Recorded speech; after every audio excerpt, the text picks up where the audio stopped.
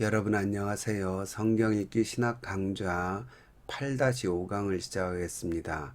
이번 강의에서는 미리 예고해 드린 대로 로마서의 그럴 수 없느니라에 대해서 말씀을 드리겠습니다. 아마 이게 로마서의 마지막 강의가 될 겁니다. 신약 성경 전체에 그럴 수 없느니라, 헬라어로는 메 게노이토 이런 표현이거든요. 이게 아주 강한 부정을 담고 있는데 이 표현이 총 15번이 나옵니다. 그 중에 한 번은 누가복음에서 예수님이 악한 포도원 농부 비유를 하시고는 사람들이 그렇게 되지 말아지이다. 누가복음에서는 그렇게 번역을 했는데 같은 메 게노이토입니다. 그리고 그 외에 14번은 모두 바울 사도가 사용했고 그 중에 10번이 로마서에 집중돼서 나타납니다. 바울 사도의 단호하고 다소 논쟁적인 성격이 잘 드러나는 거죠. 그런데 로마서에서 이 그럴 수 없느니라를 잘 구분해 보면 세 가지 주제에 대해서 바울이 반박하는 겁니다.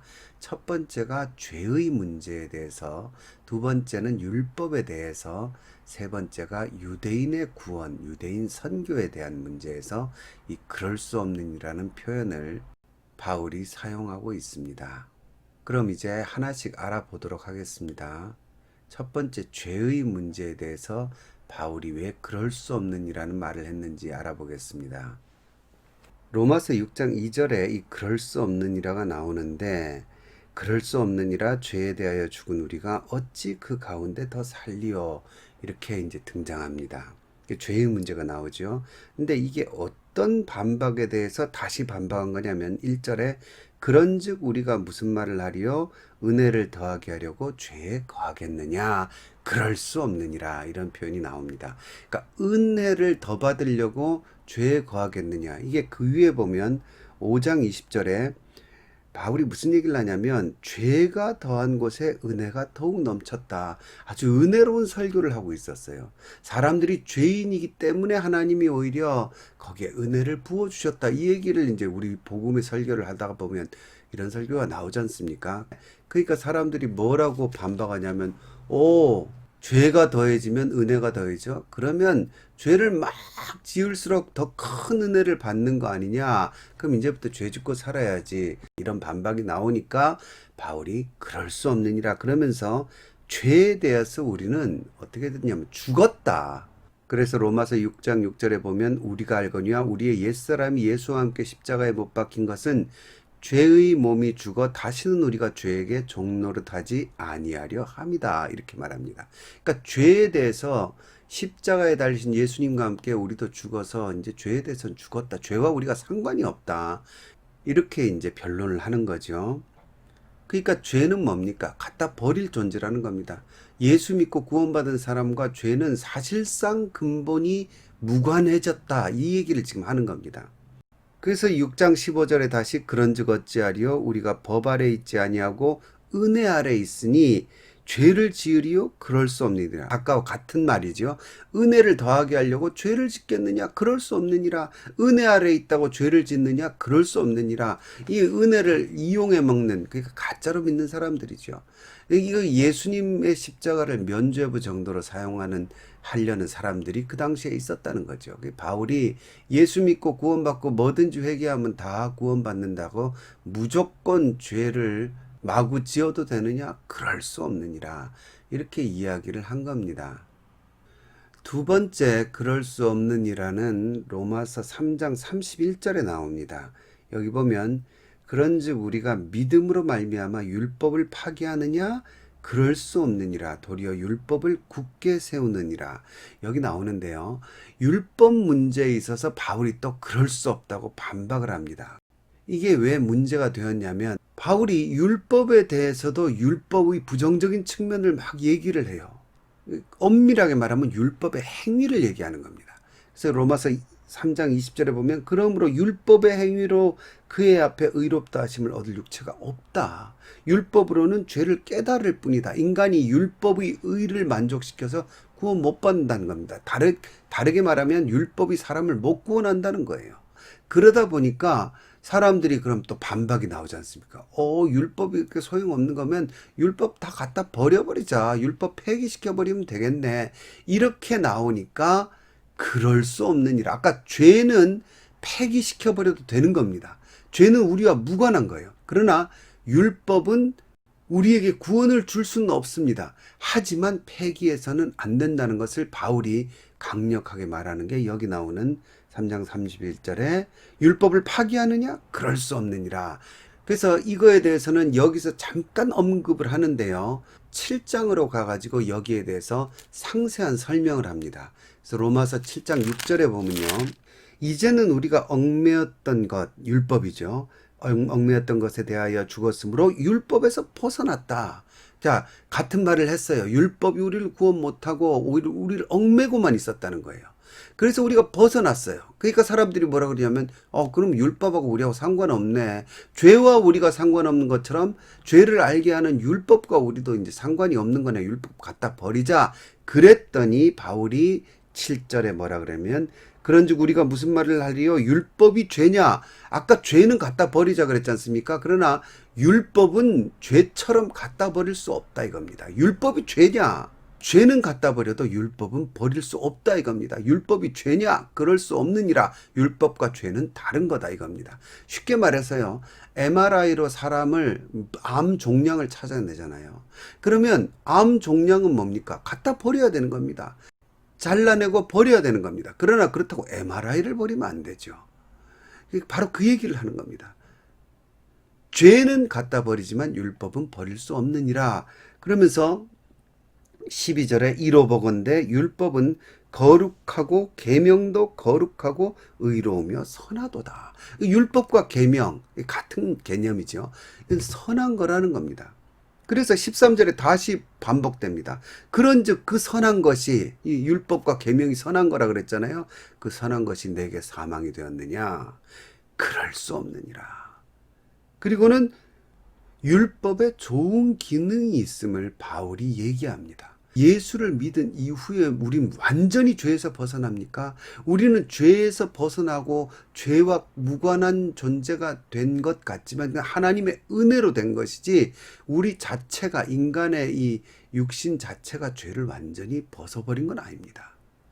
그러다 보니까 어떤 일이 벌어지냐면 예수님을 믿고 난 후에도 율법에서 벗어난 이후에도 여전히 죄를 짓습니다. 그래서 바울은 자기 자신이 솔직하게 얘기합니다. 이 7장 19절에 내가 원하는 바 선은 행하지 아니하고 도리어 원하지 아니하는 바 악을 행하는도다. 이미 예수를 믿은 후에도 내 속에 끊임없이 죄를 깨닫게 되는 겁니다. 그걸 누가 밝혀주느냐? 쉽게 말해서 우리가 하나님 말씀대로 살지 못하는 걸 어떻게 합니까? 하나님 말씀을 배우고 들으면서 알잖아요. 그러니까 하나님을 이미 믿어도 하나님의 말씀, 율법으로 대변되는, 계명으로 대변되는 이 말씀대로 못 산다는 거죠. 그러니까 우리가 괴롭죠. 괴로우면 어떻게 해야 됩니까? 다시요, 우리는 죽음 같은 고통을 맛봐요. 그래서 바울이 유명한 말씀 남기죠. 내 지체 속에 한 다른 법이 내 마음의 법과 싸워 내 지체 속에 있는 죄의 법으로 나를 사로잡는 것을 보는도다. 24절에 오호라 나는 공고한 사람이로다. 이 사망의 몸에서 누가 나를 건져내랴 하면서 죄에서 벗어난 줄 알았는데 여전히 죄 속에 있는 나 자신을 보고 이런 처참한 비명을 다시 지를 수밖에 없고 그때도 다시 나를 구원해 주실 분이 누구냐? 어떻게 이어집니까? 25절에 우리 주 예수 그리스도로 말미암아 하나님께 감사하게 된다는 겁니다. 우리가 이 천국에 아직 가지 못했기 때문에 이 땅에 살면서 이 반복되는 이 죄의 사이클 속에서 율법이 그걸 더 밝혀주는 겁니다. 네가 여전히 아직 이런 부분이 나쁘다. 이런 부분이 잘못되었다. 이렇게 율법이 밝혀주면서 우리가 다시 주님 앞에 회개하고요. 주님의 은혜를 다시 깨닫고 다시 일어나는 거죠. 대저의인은 7번 넘어지나 다시 일어나지 않습니까? 바로 이것이요. 성결의 사이클입니다. 그리고 이 과정을 통해서 기독교인은 죄에서 벗어났지만 이제 진짜로 죄를 안 짓는 성결한 삶으로 평생 걸어가는 겁니다. 그리고 여기에 누가 개입되냐면 8장에 나오는 성령님이 등장하시죠. 8장 4절에 육신을 따르지 않고 그 영을 따라 성령을 따라 행하는 우리에게 율법의 요구가 이루어지게 하려 하심이라. 뭔 뜻이냐면 성령을 따라 행하면서 이제는 율법으로 우리가 자꾸 죄인인 걸 깨닫잖아요. 그런데 성령을 쫓아 행하는 삶 속에서 이제는 점점 율법의 요구를 이루어내는 사람이 되어간다는 거죠. 물론 8장 26절에 이와 같이 성령도 우리의 연약함을 도우신다. 우리는 마땅히 기도할 바를 알지 못하나 오직 성령이 말할 수 없는 탄식으로 우리를 위하여 친히 간구하신다.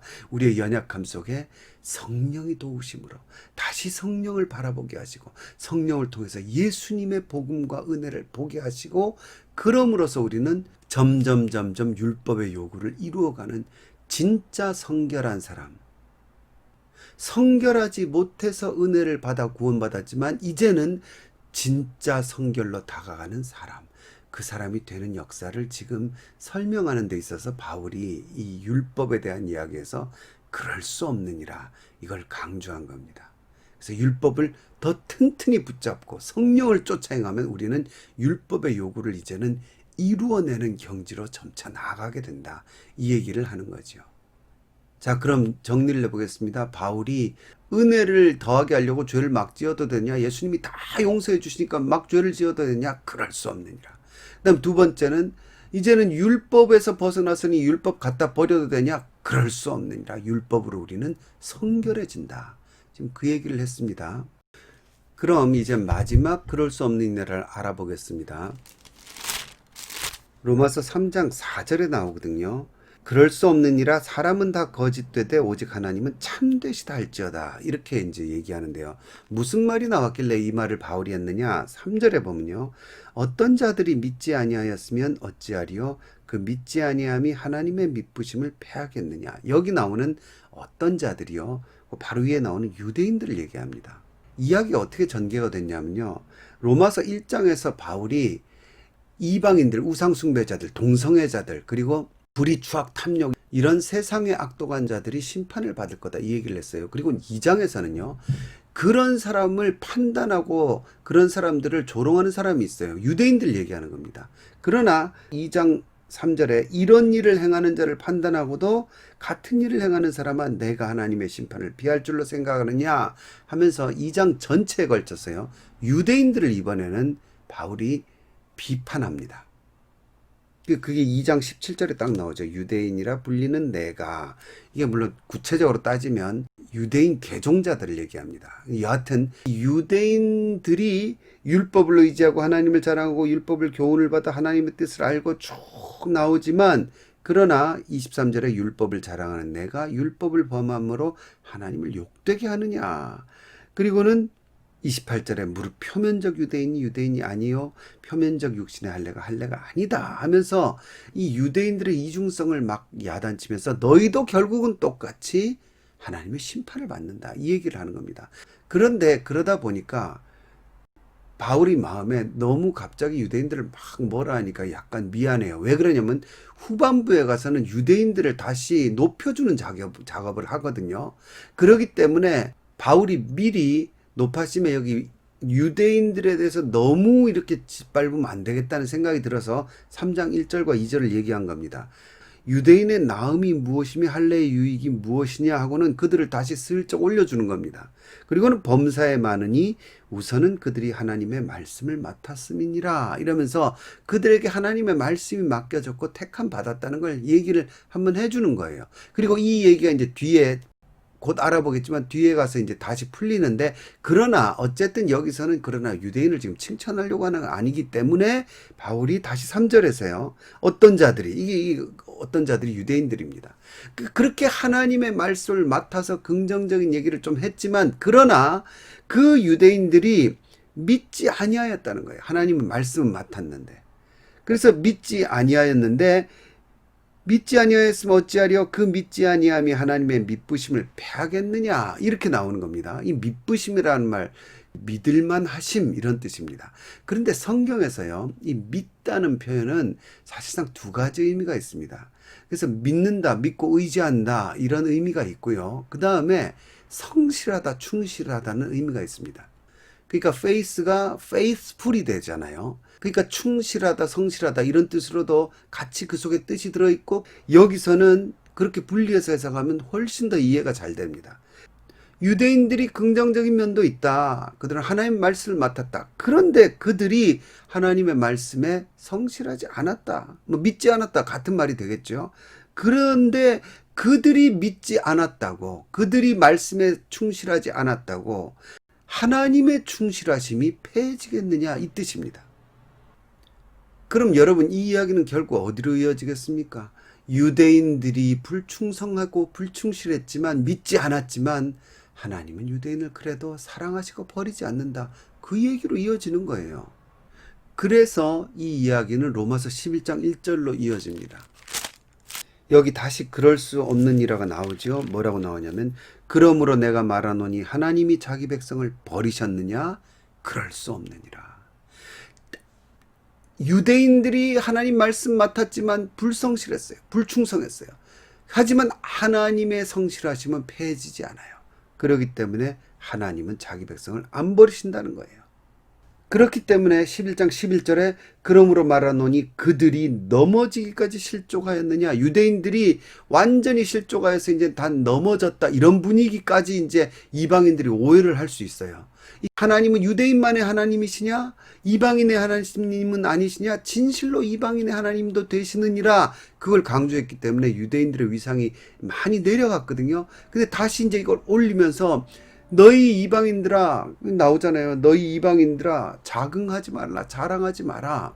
유대인들이 넘어지기까지, 완전 못 일어날 만큼 넘어지기까지 실족하였느냐? 그럴 수 없느니라. 하나님이 유대인도 사랑하신다 이겁니다. 그래서 유대인이나 헬라인이나 다 사랑하신다 그 얘기를 하는 거예요. 그렇기 때문에 이게 어디로 이어지냐면, 앞부분에 9장 13절에 기록된 바 내가 야곱은 사랑하고 에서는 미워하였다 하심과 같으니라. 이게 하나님이 자기 권한으로 무조건 누구는 미워하고 누구는 사랑하신다 이런 뜻이 아니에요.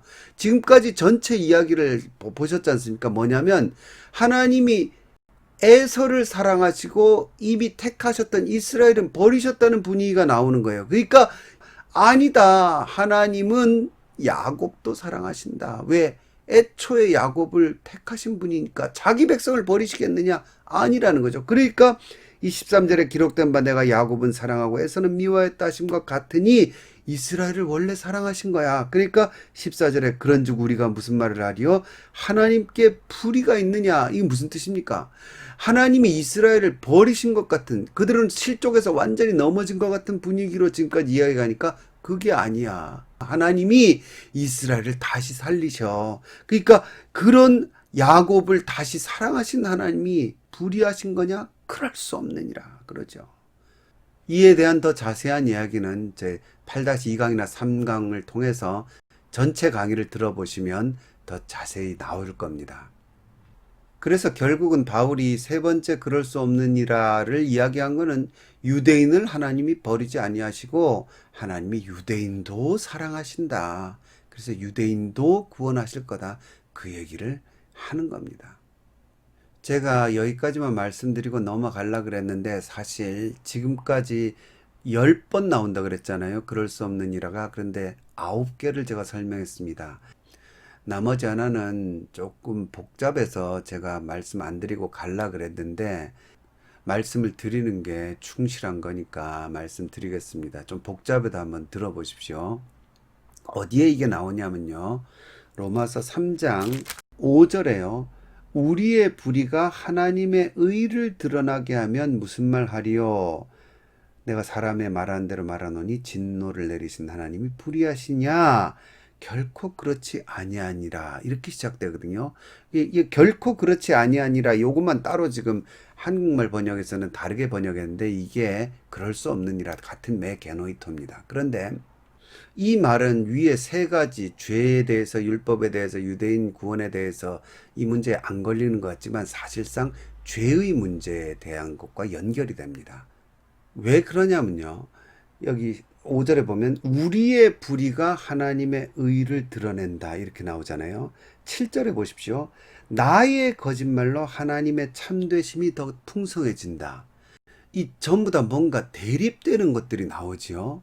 근데 이 하나님의 참되심이란 말이요 바로 앞에 나옵니다. 4절에 보면요.